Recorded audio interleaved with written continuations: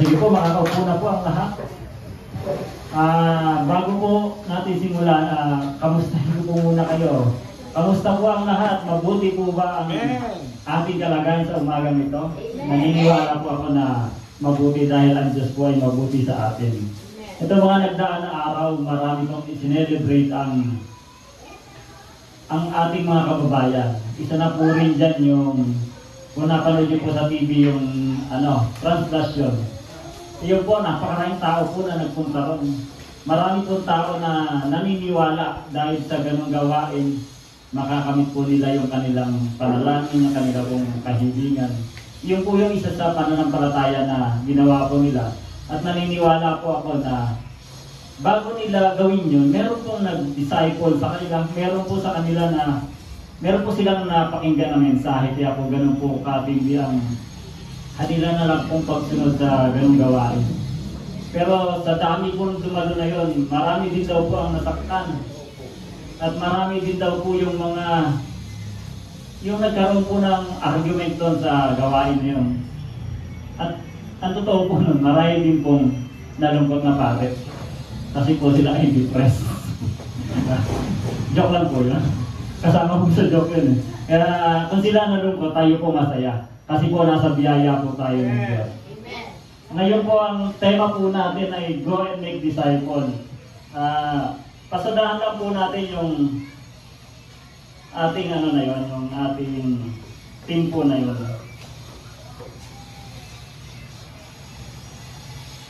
Dito po sa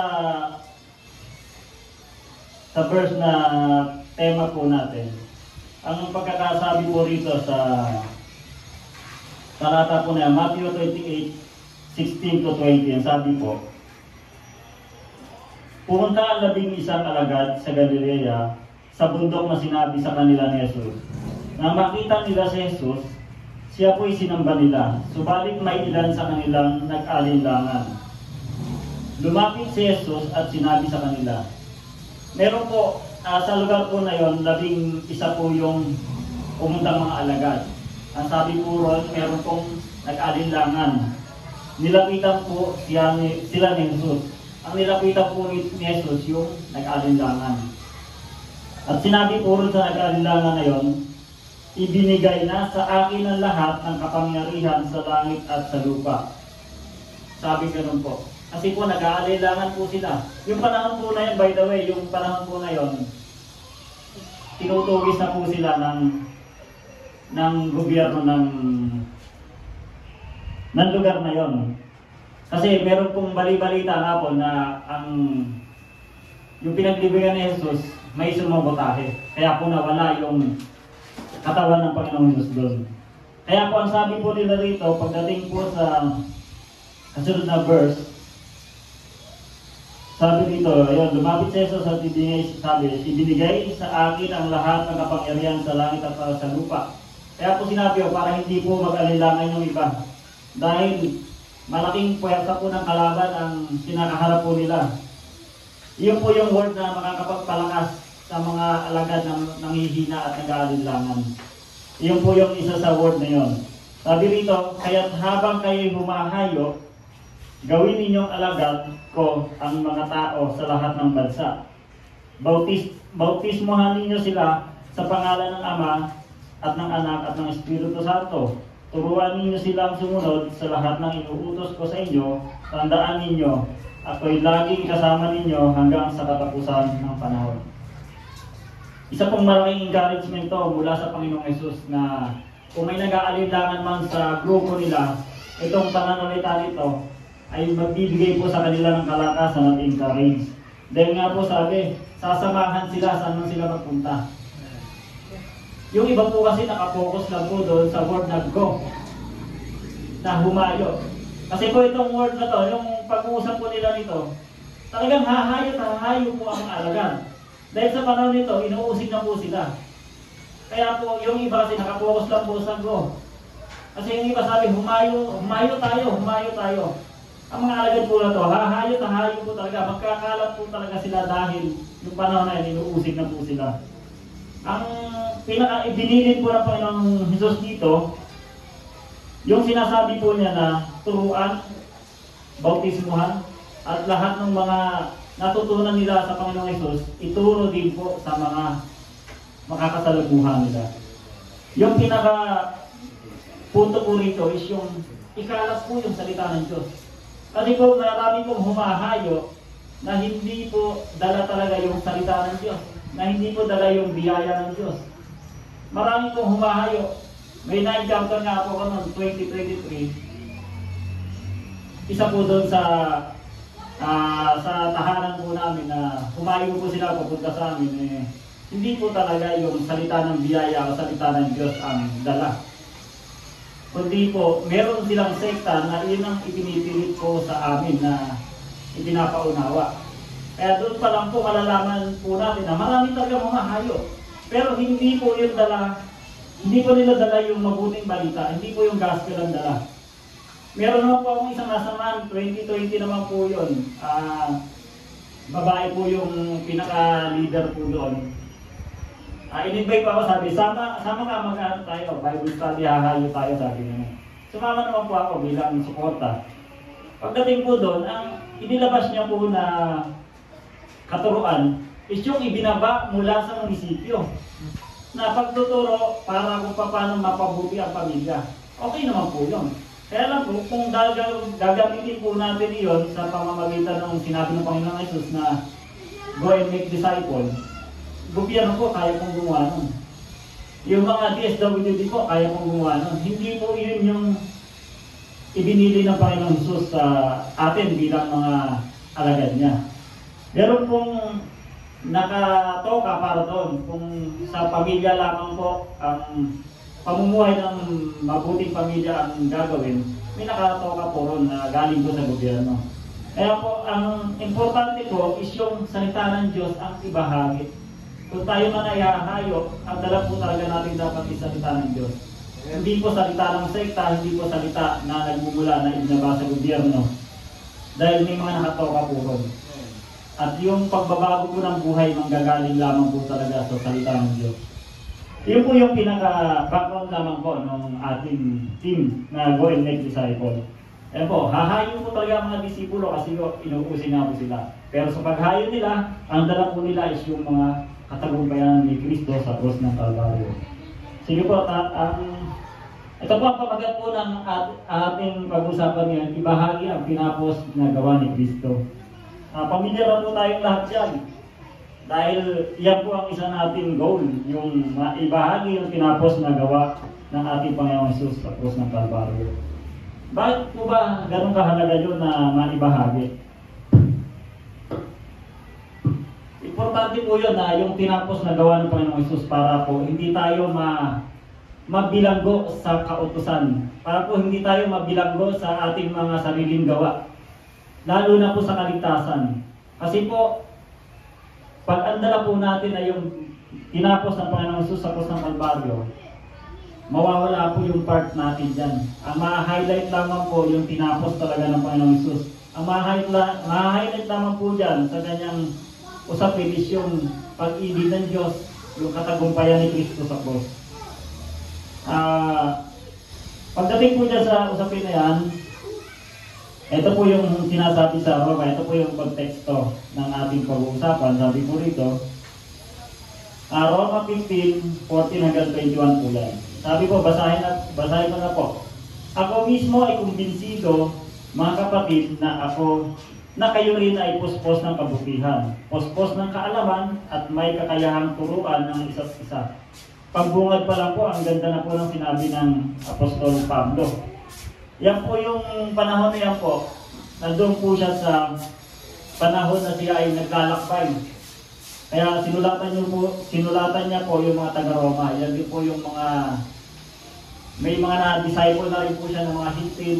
At yung mga hitin po na yun, nagbubunga na po yun.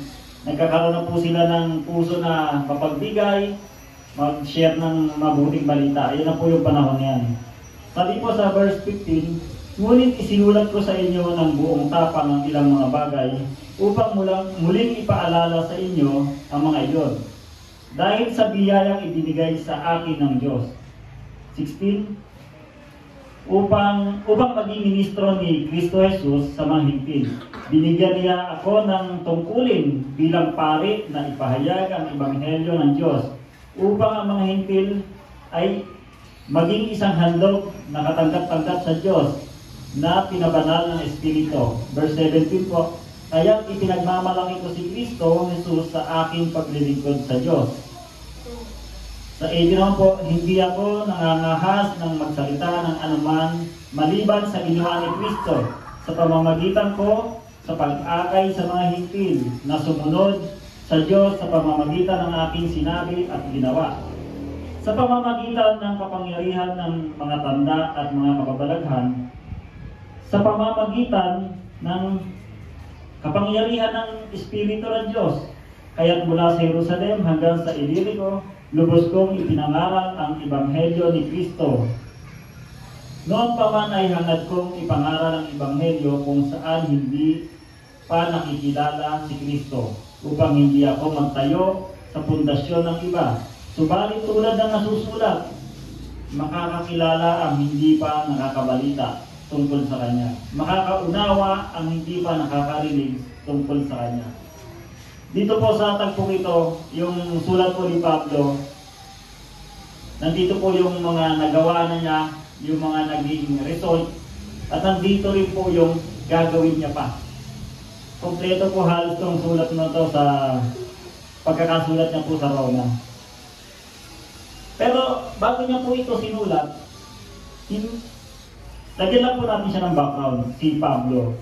Si Pablo po noon, bilang si Saulo, nung hindi pa po siya nako-convert. Nung hindi pa po siya nako-convert, bali si Saulo po siya. Mababasa niya po ito sa mga gawa, 9:5, 6 hanggang 15 po. Ito po yung istorya na si Saulo mismo yung kumuha ng kasulatan upang magkaroon ng permiso at ipahabol, iusigin yung mga kapatiran sa pananampalataya. Yung panahon po na yon, habang naglalakad po siya sa tuwid na daan sa Damascus, yun po, ina po yung istorya. Kumbaga, kumuha siya ng sulat upang permit para iusigin yung mga mananampalataya. At sa paglalakad niya doon sa lugar na yon, meron pong malakas na liwanag na nakita niya at siya po ay bumagsak. Sa pagkakabagsak na po na yun, nabulag po siya. Bilang background lamang po sa kay Apostol Pablo na dating si Saulo. Sabi po sa mga gawa 9:5, sabi ni Saulo noon, sabi, sino kayo? Kasi may tinig na malakas na dumating. Malamang siya lamang po nakarinig. Sabi po noon, sino kayo, Panginoon? Tanong niya. Sumagot yung malakas na tinig. Ako'y si Jesus, ang iyong inuusig. Tugon ang tinig sa kanya. Sa verse 6 po, tumayo ka, pumasok sa lungsod, at do'y sasabihin sa iyo kung ano ang dapat mong gawin. Noong panahon po na yun, siya ay nabulag at tanging boses lamang po ng Panginoong Jesus yung kanya narinig. At iyon po ang sabi ng Panginoong Jesus, ako'y si Jesus, ang iyong inuusig. Noong panahon na yun, ang target niya po is yung mga mananampalataya, yung mga tagasunod ni Kristo. Kapag pala inuusig mo ang mga tagasunod ni Kristo, ang Panginoong Jesus ang iyong inuusig. Yun po, malinaw po sa verse niyan. At nagkaroon ako rito ng kautusan o ng bilin ng Panginoong Jesus. Sabi rito, tumayo ka, pumasok sa lungsod, at do'y sasabihin sa iyo kung ano ang dapat mong gawin. Wala pong sinabi rito kung sino magsasabi sa kanya. Basta sabi ko rito, do'y sasabihin sa iyo kung ano ang dapat mong gawin. Kaya nga po, pumasok po siya doon sa lungsod na yon, at yung naatasan pa po ng Panginoong Jesus dito ay si Ananias upang magbalik ng kanyang paningin. Sa pamamagitan ni Ananias, magbabalik yung kanyang paningin, at dito na po yung magsisimula yung istorya ng paglalakbay ni Pablo, bilang si Pablo nga po na dati si Saulo. Sabi rito, sa verse 15, Ngunit sinabi sa kanya ng Panginoon, pumunta ka roon sapagkat pinili ko siya upang ipangaral ang aking pangalan sa mga hintil, sa mga hari at sa mga anak ng Israel. Ito po ang kausap po ng Panginoon dito, si Ananias na po. Inutusan na niya po si Ananias para pumunta sa pinili ng Panginoong Hesus na magbahagi ng kanyang salita. Pag pinili po pala talaga is, yun ay magiging duty mo na yun. Yun po yung duty na kailangan mong gawin na hindi lamang sa lakas mo. Dahil ano po sabi sa Matthew 28, di ba sabi, sasamahan ko kayo saan man kayo maparoon. Sa madulo man ng bansa, ng mundo, sasamahan kayo. Ibig sabihin, yung duty na yon, hindi mo magagawa mag-isa. Wala akong makakagawa mag-isa, kundi yung duty na yun, magagawa ko dahil kasama mo yung Panginoong Hesus.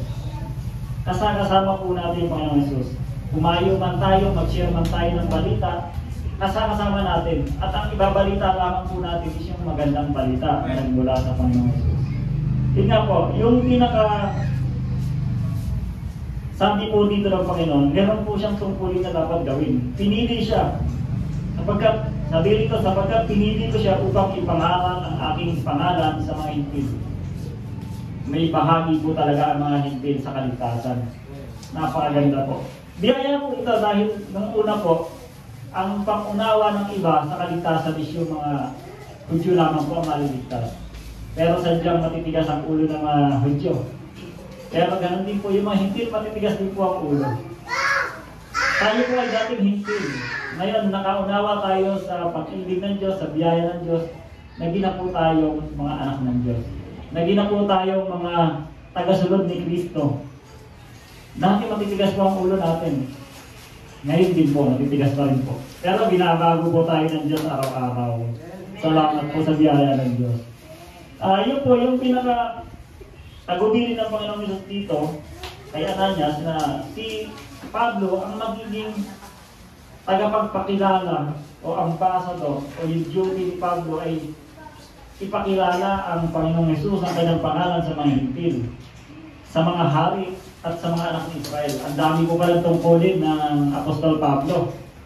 Ang daming nakaatang sa kanya. Kaya nga po, kung mapapansin nyo, ikaw bilang simpleng mamamayan, ma-i-share mo ba to sa hari? Di ba? Kung wala po yung Panginoong Hesus na kasama mo. Dahil po kasama niya ang Panginoong Hesus, tagumpay po yung naranasan niya na pag-share, na pagbabahagi. At alam po ng mga tao noon na ito'y taga-usig noon pa. Anong gagawin dito pag pinatuloy natin sa ating tahanan? Di ba taga-usig to ng mga mananampalataya? Paano to mapapagkatiwalaan? Pero dahil yun nga po, yung kanyang dala-dala, yung salita ng Diyos, yung pag-ibig ng Diyos, ganun na lang po yung naging response ng mga taong nakakasalamuhan ni Apostol Pablo. Na nagkaroon po sila ng pagtitiwala dahil kapareho po natin ang paniniwala. Yun po yung nasa isip nila nun. Binago na po ng Diyos. Dahil noon pa man, nung hindi pa sila inuusig, marami ng mga himala na nangyayari na ang taong ito ay dating makasalanan na babago. Ang taong ito ay dating may sakit, gumaling. Yun po yung dala-dala ni Apostol Pablo na mensahe sa bawat pupuntahan niyang bayan, sa bawat pupuntahan niyang mga tahanan. Kaya po, itong tagubilin ng Panginoong Hesus, tunay nga po na naging duty, naging tungkulin ni Apostol Pablo at ginampanan naman niya po ng buong puso. Ang pag-usapan po natin is duty. Sabi po, unang-una po, disciples others with intention. Ano po ang unang intention ng Apostol Pablo nung papunta siya sa lugar na yun? Usigin. Yung intention niya po na yun, napakatindi po ng intention niya na yun. Kumbaga, sa sundalo, hindi ako uuwi hanggat hindi ko dala yung utos sa akin. Ganon po katindi ang Apostol Pablo noon, si Saulo, bilang si Saulo noon. Meron siya tungkulin na galing sa gobyerno na usigin at hulihin ang mga mananampalataya. Pero dahil na-convert na po si Pablo, ang kanya na po ngayong intention is i-disciple ang lahat ng mga hindi pa nakakakilala. Para bang bumaliktad ang pangyayari. Dating kalaban, ngayon naging kakampi. Dating kakampi ng gobyerno, ngayon naging kalaban ng mga ng mga taga-usig. Iyon po yung kanyang naging duty. Disciple others with intention. Yung intention niya na po na to is bilang isang alagad ng Panginoon. Bilang tagasunod at tagapagsalita ng biyaya ng Panginoon. Sabi po ng Romans 15:20, sabi po rito, "It has always been my ambition to preach the gospel where Christ was not known, so that would not be building on someone else founding." Ambition niya po, kaya sabi po rito, ambition. Ginawa ng ambition ng Apostol Pablo. Sa NIV version po yun, pero po sa God's Words Translation naman po, ang sabi niya, my goal was to spread the good news. Yung ambition niya, yun din po yung kanyang goal, na i-spread ang mabuting balita sa Panginoon. Sa pagdi-disciple naman po, ito po dapat ay maging walang sapilitan. O wala pong dapat na maging burden doon sa iyong babahagian. Kumbaga dapat ang pag-disciple, gusto niya at gusto mo rin na siya yung disciple. Hindi po pwede yung sabi ka, sige na, i-disciple ka na, sinautusan ako. Hindi po dapat gano'n kasi po, ang mangyayari po nun, sapilitan po yung kanyang magiging kaligtasan. At dapat po yung pag-disciple, gusto rin po talaga makinig nung dinidisciple mo. Dahil, ang usapan po rito is tatanggapin yung Panginoong Jesus eh. Kung napilitan po yun, tinanggap lamang po yun sa pananalita o sa kanyang labi, sa puso po hindi. Kasi sapilitan po eh. Pero yung pagiging intention ng Apostol Pablo is maging totoo sa tumanggap sa Panginoong Jesus. Yung maging totoo po sa puso niya. Hindi po napipilitan. Kasi nga po, pag di-disciple, hindi lamang po ito isang araw. Hindi lamang po ito 5 minuto. Hindi lamang po ito yung panandalian na dadalaw ka at tapos nun, okay na. Karamihan po, maraming gumagawa ng ganun para lamang po ma-share yung salita ng Diyos. Pero once na kumilos ang banal na espiritu doon siya nasira natin, doon na po magkakaroon ng proseso yung pagdi-disciple.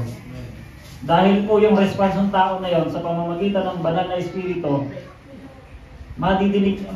maunawaan niya yung isinare natin. Halimbawa po, nag-share po tayo. Nag-share tayo ng salita ng Diyos. May nagrema po sa tao na yun sa tulong ng banal na espiritu. Babalik at babalik po yun. Hindi mo na po kailangan na ulit-ulitin sa kanya. Siya na po mismo yung, sis, ano ba yan? Brother, ano ba yung napag-usapan natin ng nakaraan? Nung mga nakaraan linggo lamang po, kinuwento po sa akin ng misis ko. Ayan na naman. Ako na naman kayo. Hindi, kinuwento po sa akin ng misis ko. Meron po siyang nakasamahan sa trabaho na, nga po, nagpapalitan sila ng salita ng Diyos. At yung tao po rin is naguguluhan. Inaatinan ko ganito, magulo. Sa inaatinan ko ganito yung katuruan.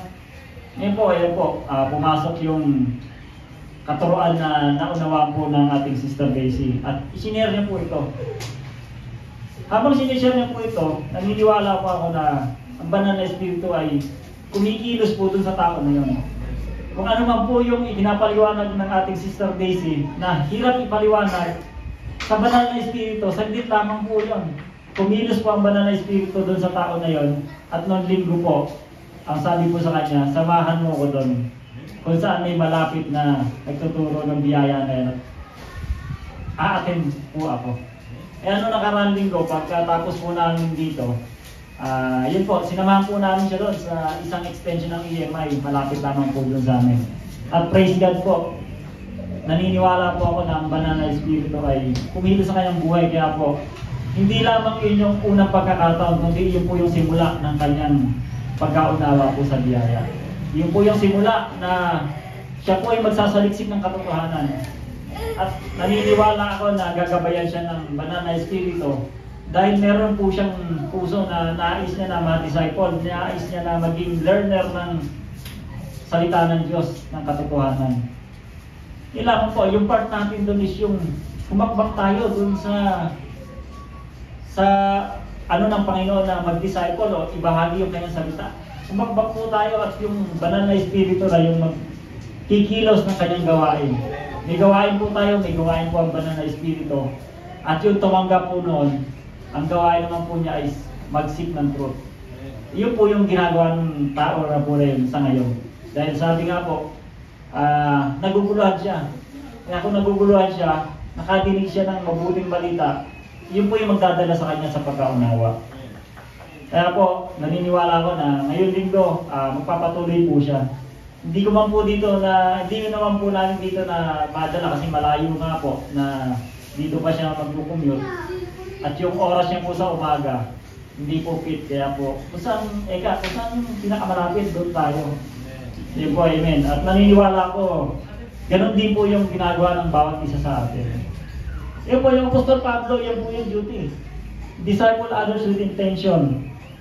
Kung intention po natin na ihayag ang kanyang salita, yun po ay pagsunod po sa ibinili ng ating Panginoong Hesus. At naniniwala po ako na natutuwa po yung Panginoon. Magkakaroon po ng resulta ang bawat pagsunod natin. Makikita po natin doon sa sinira natin yung pagsunod, makikita po natin yung epekto na isinare natin yung salita po ng Diyos. Yun po yung una, disciple others with intention. Pangalawa naman po, uphold God's word as truth. Sabi po rito, uphold God's word as truth. Sabi, pagtibayin po o panindigan. Kasi meron po, hindi po talaga yung salita ng Diyos ang dala. Kumahayo po, pero hindi po salita ng Diyos ang dala. Meron, alam po naman natin, yung iba nangangatok, yung iba ang gaganda po ng bihis. Sinasabi nila, ito po yung salita ng galing sa Biblia, pero kung papakinggan po natin, hindi po talaga yun yung kalooban ng Diyos. Sabi po ng Romans 15:20, ng Romans 15:18-19, sabi po rito, I don't dare speak about anything except what Christ has done through me to bring about the obedience of the Gentiles. Sabi po sa Romans, yung kaninang konteksto po natin, wala po siyang ibang ibinabalita o wala po siyang ibang pinangahasan na ibalita, kundi yung, sabi po yung verse 18 po ng Roma, hindi ako nangangahas na magsalita ng anuman maliban sa ginawa ni Kristo sa pamamagitan ko sa pag-akay sa mga hintil. Yun po, ang pinangahasan niya lang po is yung tinapos na gawa ni Jesus sa krus ng Kalbaryo. Kung mababasa niyo po yung verse 18 po ng Roma. Ito naman po yung isa sa Galatia, sabi ni Apostol Pablo rin po. Galatia 1:6-7.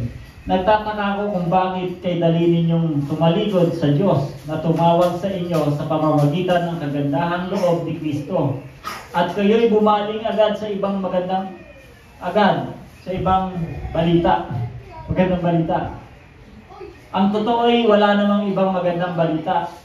Kaya nga lang may mga nanggugulo sa inyo at nagsisikap na baguhin ang magandang balita ni Kristo. Yun nga po, meron po talagang humahayo na hindi magandang balita ang dala. Kaya po tayo, yung mga nakakaunawa sa magandang balita, yun po ang ating dala-dala dapat. At magkakaroon po sila ng paghahanap ng katotohanan. Kung sino mang, halimbawa po yung isa ngayon na siniram po na hindi po yun ang dala, yung magandang balita. Tapos tayo naman po nakapag-share din sa kanya, magkakaroon po siya ng pag-iisip na hanapin ang katotohanan. Dahil po, magdadala po sa kalituhan yung tao na nakarinig ng hindi magandang balita. At magdadala naman po sa kaunawaan kung may share po naman natin yung magandang balita sa taong yun. Yun po yung mag-umpisa na maging disciple na siya pag hindi na po siya nalilito. Kasi po lahat po ng nalilito, hindi po makakapagpatuloy. Kasi lito nga po eh. Sa daan lang nga lang po eh, pag may kaliwat kanan at nalilito ka, hindi ka muna tutuloy. Pag tumuloy ka at mali yung pinuntahan mo, maliligaw ka. Kaya po, karamihan, talaga nagtatanong muna. Nagsisik ng katotohanan upang yun na po yung kanyang lakaran. Kaya po, sabi ng Romans 15:18, I don't dare speak about anything except what Christ has done. Maliban lamang po sa ginawa ng Panginoong Jesus. Yun lamang po yung sinasabi ng ating Apostol Pablo. Pinagtitibay niya po rito na ang lahat ng iyon ay nagkaroon po ng katagumpayan. Pinagtitibay niya po yung salita ng Diyos na totoo. Dahil isa po siya sa example ng katotohanan ng salita ng Diyos. Yung buhay niya po mismo, isang patotoo. Kahit nga po hindi siya magsalita eh. Makita lamang po yung pagbabago niya na nangyari sa kanya. Isang patotoo na po yun na ganito katibay yung salita ng Diyos. Hindi lamang doon sa dinadalhan niya, kundi sa buhay niya mismo. Dati akong taga-usig, ngayon ako yung taga-sunod ng Panginoong Jesus. Nakikita po sa buhay na nagdadala ng magandang balita yung kanyang sinasabi. Halimbawa po sa ating komunidad, sa ating barangay, dapat po makita sa atin mismo yung magandang balita. Dapat po nangyayari sa buhay natin. Dahil tayo po yung tumatayo na tagadala ng magandang balita. Tayo po yung tumatayo na ambassador ni Christ. Tayo po yung mga disipulo ni Kristo. At iyon po ay hindi natin matatanggap sa pagbibigay lamang po ng parangal. Iyan po, nung tinanggap po natin ang Panginoong Jesus, iyan na po ang naging duty natin. Iyan na po yung ating lalakaran sa buhay, maging tagapagbahagi ng salita ng Diyos bilang Kristiyano. At hindi naman po mahirap magbahagi ng salita ng Diyos. Dahil ang ibabahagi mo lamang po is yung tinapos na gawa. Hindi po yung mga platform, hindi po yung mga program, kundi yung tinapos po na gawa ng Panginoong Jesus sa krus ng Kalbaryo. Ito nga po isang tanong nga po na tinanong ko na po noon eh. Pag po ba tapos na, mahirap pang gawin? Maliwanag po na hindi. Kasi tapos na po. Kaya pag tapos na yung ginawa ng ating Panginoong Jesus, hindi na po mahirap gawin yan. Ipapakita na lang po natin yung result sa buhay natin sa kanyang salita.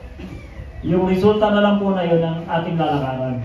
Kasi po pag hindi pa tapos yung ating ipipreach o yung ating i-message, hindi pa tapos, may part pa po tayo doon. At yung part po natin na maaari po talaga tayo magkamali. Kaya po mahirap dahil may pagkakamali pa tayo. Pero kung ang i-message po natin yung tinapos na gawa, madali na po kasi tapos na po yun eh. Wala na kung part na tayo magkakamali pa na ibabahagi natin kasi tapos na po yun. Pero ang isang tao ay nagkakamali pa. Dahil nga po sa biyaya, kahit tayo nagkakamali, kaya po natin ibahagi yung salita ng Diyos dahil sa biyaya po ng Diyos. Kaya nga po yun ang masising gawain ng ating Apostol Pablo na pagtibayin yung salita ng Diyos bilang katotohanan. Kasi wala naman po ibang katotohanan maliban sa tinapos na gawa ng Panginoong Jesus. Wala pong ibang katotohanan kundi si Kristo lamang po. Sabi nga niya po, di ba? Siya yung buhay, siya yung katotohanan, siya yung daan. Kaya po lahat ng nagme-message na hindi po patungkol sa Panginoong Jesus, wala po sa katotohanan. Pero kung ikaw naman po ang i-message mo ay ang Panginoong Jesus, katotohanan po yung iyong i-message. Ang iyo pong ibinabahagi ay katotohanan. At iyo po yung katotohanan ng buhay na dapat lamang po natin pagtibayin maging sa ating buhay yung katotohanan na nagmumula sa ating Panginoong Jesus. Amen po. Ito po naman yung pangatlo naman po tayo. Teach and train in righteousness of God's grace.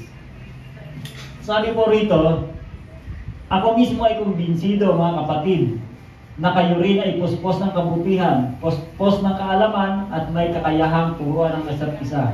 Ngunit isinusulat ko sa inyo ang buong tapang ng ilang mga bagay upang muling ipaalala sa inyo ang mga iyon dahil sa biyayang ibinigay sa akin ng Diyos.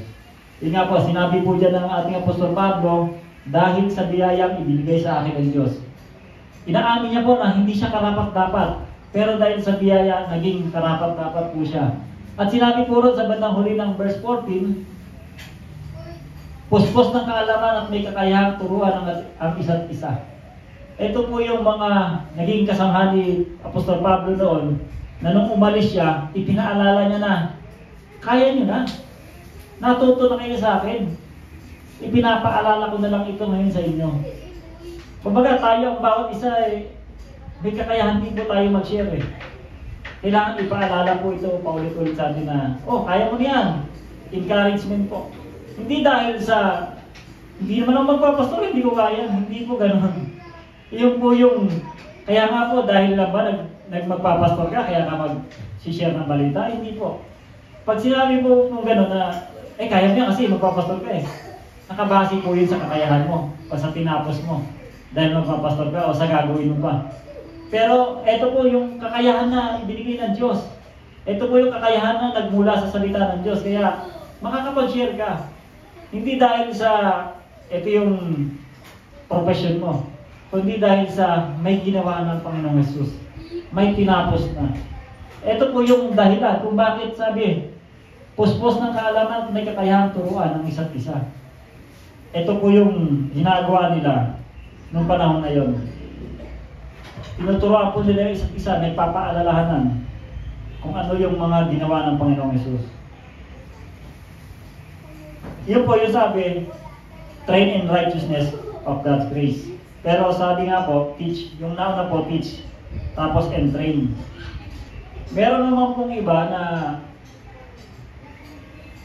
hindi ko naman po inano yung mga nag-aaral na rin po na pastor. Kumbaga, meron po kasi talaga ako na-encounter Imagine po, 40 years old na po ako, hindi lang po ako kahapon pinanganak.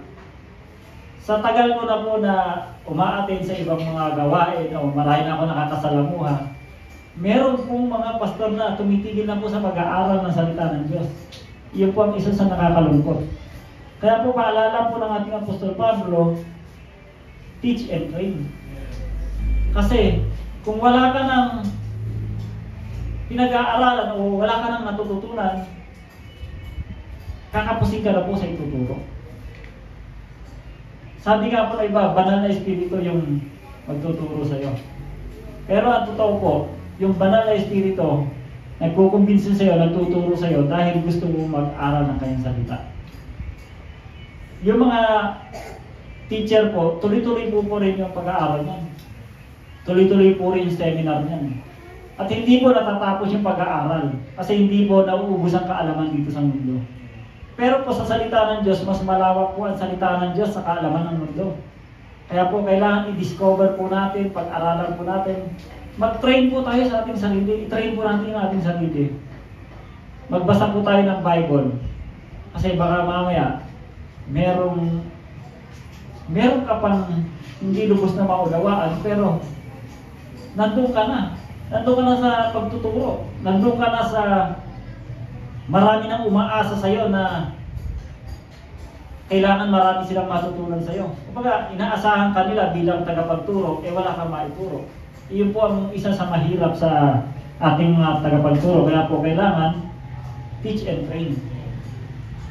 Kasi pag tayo po nagtuturo, natututo rin po tayo. Minsan nga po, sabi ng ating pastor, bago ko ito maituro sa inyo, ako muna yung natuturuan. Totoo po yun. Ito pong pag-prepare ko ng message na to, naturuan po ako talaga. Dahil po isang linggo, ang hirap din po na mag-prepare pagka wala po talaga dumarating na salita ng Diyos.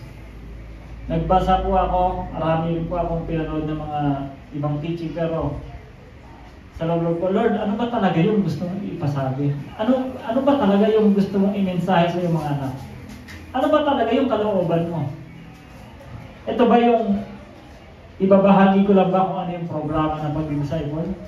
Hindi po Ito ba yung nakasulat po sa academic? Hindi po. Kasi po, based dapat ito talaga sa salita ng Diyos. Kukuha po tayo ng mensahe mula sa revelasyon. Ang revelasyon po na ibinibigay ng banal na espiritu, yun po yung may kapangyarihan talaga. Makapangyarihan na mabago yung tao. Kapangyarihan na maging masunurin yung mga hindi dating masunurin. Yun nga po sinabi ng Apostol Pablo. Sila po ay nagkaroon ng kakayahan upang turuan ng isa't isa.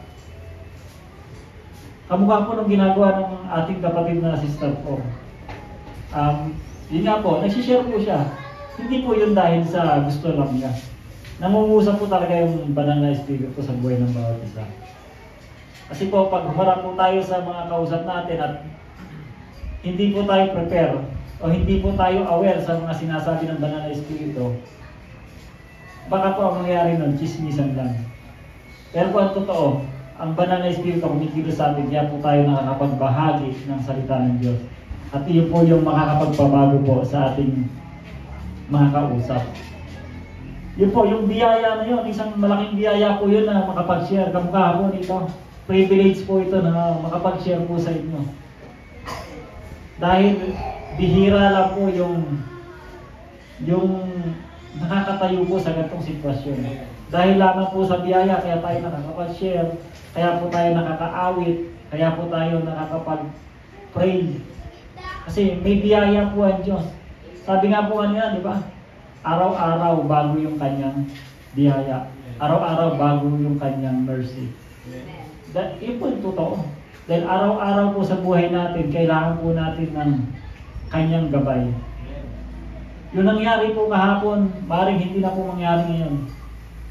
Yung meron po tayong nakasalamuha kahapon, hindi po natin nasyaran, hindi na po maaaring maulit yung kahapon. Pero nandiyan pa rin po yung tao na yun, hanggat nandyan, syaran po natin. Sa mga kasama po sa trabaho, naniniwala po ako na hindi po lahat sila nakakaunawa na sa pangalan ng Panginoon Jesus at sa tinapos ng Panginoon Jesus. Nandoon pa po tayo sa trabaho na upang mag-share ang salita ng Diyos. Na-experience ko po yun sa nung nandun pa po ako sa Grand Central. Simpleng magbabasa lang po ako ng Bible na hindi ko po alam yung talagang katotohanan. Pero nagbabasa po ako ng Bible. Yung pa yung meron kang kaisipan na bakit ganito sinabi niya? Bakit ganyan? Bakit ganito yung turo ng Panginoong Jesus? Nung nandun po ako sa Grand Central bilang manggagawa, nagtatrabaho po doon. Yung kasamahan ko po ron, iba-ibang lugar po, iba-iba rin po ang sekta. Yun po, meron po akong isang kasamahan doon na ang katuruan na po na alam niya is yung biyaya po ng Diyos. Full grace na po. Yun po, kung hindi niya po ginawa na mag-share, wala po ako ngayon dito sa harapan niya. Kaya po, nagpapasalamat ako sa Diyos dahil ginamit po siya upang maibahagi sa akin yung ginawa sa kanya ng Panginoong Jesus.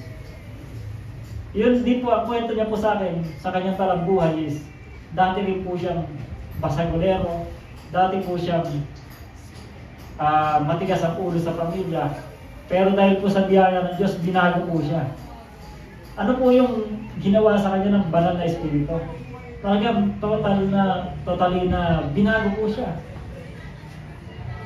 Hindi po siya inalis doon sa lugar na yon, sa kinalalagyan nila kung saan niya natutunan yung mga katigasan ng ulo, kung saan niya natutunan yung mga kalokohan na nagagawa niya. Hindi po siya inalis doon.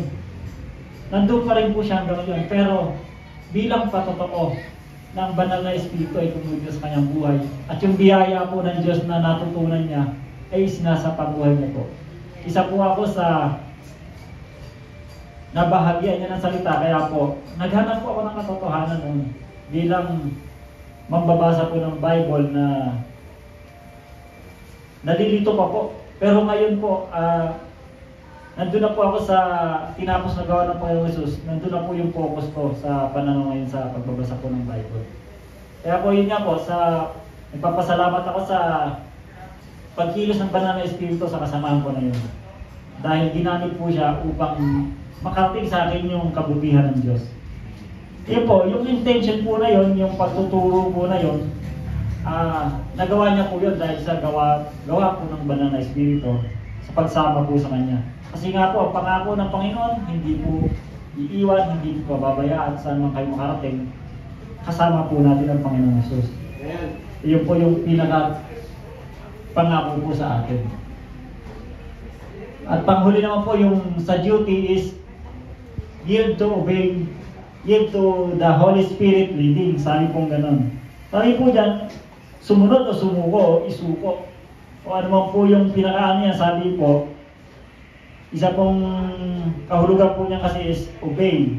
Means to give in surrender or give way to something or someone. Iyon po yung pinaka-isang kahulugan po ng yield. Kumbaga, isusuko mo po yung ano man yung narating mo, isuko mo po sa banal na espiritu na sumunod ka. Ano man yung pinagagawa ng banal na espiritu, nandiyan po tayo para sumunod. Yung iba po, sasabihin po, paano ba sumunod sa banal na espiritu? Ano ba yung sinasabi ni brother na sumunod sa banal na espiritu? Maunawaan po natin yan dahil tayo po ay tagisunod ng Panginoong Jesus. Maunawaan po natin yan dahil tayo po ay nagbabasa ng kanyang salita. Kasi iba-iba po yung dating ng pagsalita ng banal na espiritu sa atin. Sa Old Testament po, meron pong nangyayari na sa panaginip, pinakausap po siya ng banal na espiritu. Sa ibang mga kasulatan po, ganun po ang nangyayari. Kahit po nung bago ipanganak ang Panginoong Jesus, na naginip po si Joseph. Yun po yung mga palatandaan na pinakausap po ng banal na espiritu. Minsan naman po sa pangyayari, may darating na tao, hindi mo kilala. Pero yung tao na yan, pinapasyaran para sa iyo ng banal na espiritu. Makakapagbahagi ka doon ng salita ng Diyos dahil sa leading po ng banal na espiritu. Yun po yung pagsunod po o pagsuko. Kumbaga minsan matigas po doon, ayoko kasi tatanggihan ako niyan eh. Ayoko mag-share dyan kasi magagalit yan eh. Dahil isinuko muna kung ano yung kahinaan mo, magagawa mo po yun. Yan po yung pagsunod sa banal na espiritu na ginagawa po ng bawat isa. Kasi sa verse 19 po ng Roma, sabi po, sa pamamagitan ng kanyang kapangyarihan ng mga tanda at mga kababalagaan, sa pamamagitan ng kapangyarihan ng Espiritu ng Diyos, kaya't mula sa Jerusalem hanggang sa Ilirico, lubos kong ipinangaral ang Ebanghelyo ni Kristo. Pag po sumunod po tayo sa banal na espiritu, sinuko natin yung ating gagawin sa banal na espiritu, magkakaroon po ng resulta. Magkakaroon po, makikita po yung kapangyarihan, makikita po yung kababalaghan na gagawin po ng banal na espiritu. Kasi po nagpapatotoo po ang banal na espiritu. Pinapatunayan po na yung dala-dala natin na mensahe is makapangyarihan. Yung dala-dala po natin sa ating buhay is makapangyarihan. Yun nga po, na-experience po nila Pablo noon, ng ating Apostol Pablo, na makapagpagaling ng may mga karamdaman. Dahil back up po sila ng power ng banal na espiritu. Meron pong mga patay na nabuhay noon. Meron pong mga bulag na nakakita.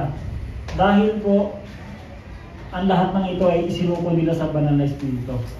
Hindi dahil sa kakayahan nila. Hindi dahil sa panyo. Hindi dahil sa payong na nakabaliktad. Kasi usong-uso noon yun, ang panahon ng mga 80s, sino po ba 80s dito? Yun po, usong-uso po noon yun. Kahit ako po, nung kabataan ko, dinadala po ako ng lola ko doon kung saan kami, kung saan yung ganun may gawain. Sabihin, eto yung panyo, kaya lang may presyo, bilhin nyo ito kasi may kapangyarihan. Sa atin po kasi, alam po natin na mali na po yun sa panahon yun.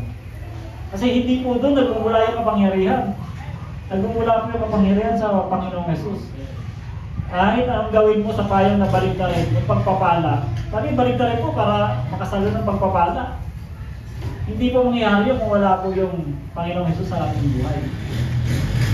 Yung iba naman po sa swerte at malas, nagdedepende. Kaya po nung mga New Year, di ba? Swerte yan, swerte ito. Huwag mong gawin yan, huwag mong gawin ito. Hindi po dapat ang isang mananampalataya dumepende sa ganun. Dahil kung tayo po ay sumuko sa banal na espiritu, sumunod sa banal na espiritu, siya po mismo yung magpapakita ng kababalaghan o ng miracle. Makikita niya po yun sa ating pagsunod sa Kanya. At yun po ay hindi mabigat kasi po hindi po tayo gagawa. Yun po ang tandaan po natin. Hindi po tayo gumagawa kundi yung banal na espiritu at yung pinapasagawa ng ating Panginoong Jesus.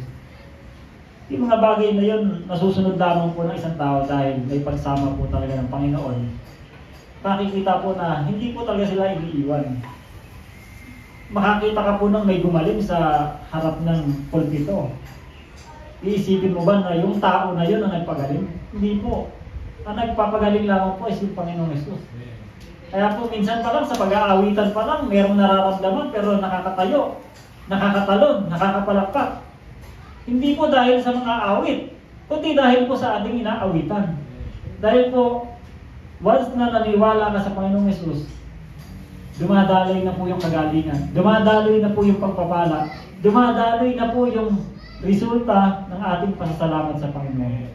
Yun po yung dala-dala ng magandang balita. Kaya po, hindi po nanaisin ng isa na tumahimik na lang eh. Kahit sabihin mo yung pinakamatahimik na tao, yung torpe, kung tawagin ng panahon na yan, torpe, kaya hindi sasalita yun. Pag nakaranas po siya ng kabutihan ng Diyos, magsasalita po siya. Ibubukas niya po yung bibig niya para mapapurihan ng Panginoon. Ganun po yung nangyari sa isang tao na yung panahon ng ating Panginoong Hesus. Yung pumunta sila tumawid sila sa Galilea. Yung isang inaalihan po ng demonyo na yung inalihan po ng legion. Ano po nangyari doon, di ba? Sabi ng Panginoon, huwag ka nang sumama. Umuwi ka na sa inyo. Pero ang ginawa niya, dahil siya nakatanggap ng kabutihan ng Diyos, ng biyaya ng Diyos, napuntahan niya po yung buong Decapolis. Yung 10 bayan po sa lugar nila, na bahagian niya yung salita ng Diyos. Nasabi niya yung kung ano yung ginawa sa kanya ng Panginoon. Nasabi niya po yung mga kababalaghan, yung mga himala na nangyari sa kanyang buhay. At yung tagpo na yun, nagbigay ng papuri sa ating Panginoon dahil nakita ng mga tao. Ito yung tao na yun eh. Yung inaalihan ng mga demonyo, siguro sasabihin ng iba, wala nang pag-asa to. Demonyo yung sumami dito. Pero hindi, dahil sa biyaya ng Diyos, nakatingin po siya ng kagalingan. Nagkaroon po siya ng pribilehiyo na magbahagi sa buong Decapolis na yun. Napakita niya po yung kapangyarihan ng Diyos. Siguro dati, ang kwento nga po doon, di ba? Yung kung mababasa niyo po sa verse na yan. Nandun lamang siya sa kuweba, nandun lamang siya sa yungib na yun. Hindi po siya lumalabas doon. Sa gabi, nambubulahaw pa po siya sa mga kapitbahay dahil sigaw po siya ng sigaw. Pero, yung sinisigaw niya po rin is pag-istorbo sa mga nasa paligid niya. Kasi nung unang panahon na yun, malalayo po ang bahay. Pero narinig po ng mga tao na, ayun na naman yung sinaniban ng demonyo. Ang ingay-ingay, gabi na. Pero nung nakarating po ang Panginoon Hesus sa kanya, nilapitan po siya ng biyaya, ng grasya ng Diyos, nagbago po ang buhay niya. Yung dating boses niya na masakit sa tenga, naging buhay na patotoo, naging masarap pakinggan sa mga tao. Kasi kung totoo lamang po na hindi po nabago yung tao na yun, hindi po siya makarating sa Decapolis upang magbahagi ng ginawa ng Panginoong Hesus. Unang bayan pa lang po, baka pinagbabato na po siya doon. Pero dahil dala niya po is yung mabuting balita na ginawa ng ating Panginoong Hesus, nakarating po siya sa iba't ibang bayan. At naniniwala po ako sa ating mga kapatiran, nakikilos po yung banal na espiritu, yung dala po natin is magandang balita. Hindi lamang po tayo dito mag-i-stay. Hindi lamang po ito yung mababahagian natin ng salita ng Diyos, kundi higit pa sa mga narating ng iba. Dahil sa panahon natin ngayon, kailangan na po ng mga nagbabahagi talaga. Hindi lamang po nga na nagbahagi ka rito. Kamo nga po yung ginagawa natin ngayon na may mga nakakapanood pa po. Iyan po, nakarating na po sa ibang lugar yan. Hindi lamang po dito sa isang barangay na to. Naniniwala po ako na yung salita ng Diyos ay buhay. Kikilos po yan kung nasaan yung nangangailangan ng salita, doon po yan kikilos. At magdadala sa isang tao ng buhay na patotoo, ng milagro, ng himala. Magdadala po yan ng pagbabago doon sa isang tao na matagal nang nagugulamihanan. At iyan po yung pangahawakan ng tao na yun. At yung tao na yun ay magiging disipulo po ng ating Panginoong Hesus. Dahil naranasan niya po yung kabutihan ng Diyos eh. Iyon po yung pinaka-duty ng ating Apostol Pablo na kanyang nagampanan naman po nung siya naririto pa sa lupa. Sabi nga rin po dito sa 14, for all who are led by the Holy Spirit of God are the children of God. Yun po, ang lahat ng pinapagnubayan ng Espiritu ng Diyos ay mga anak ng Diyos. Romans 8:14 po. Anak po ng Diyos, lahat ng pinapagnubayan ng banal na Espiritu. Ibig sabihin, sigurado na po tayo. Yung ating kaligtasan, yung ating sinasabi, yung ating mga isinishare, sigurado po tayo. Kasi anak po tayo ng Diyos.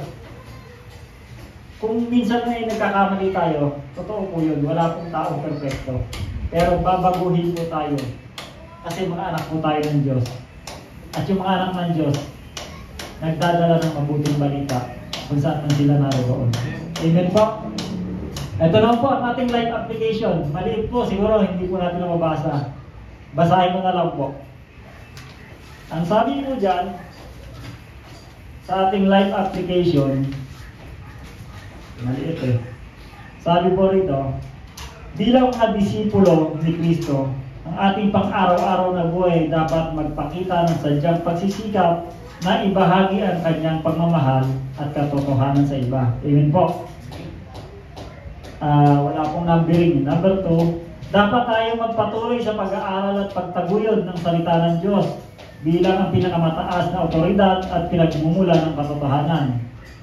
Number 3 po, kabilang dito, hindi lamang ang pag-aaral kundi ang pagtuturo at paghihikayat sa iba na lumakad sa katwiran sa pamamagitan ng biyaya ng Diyos.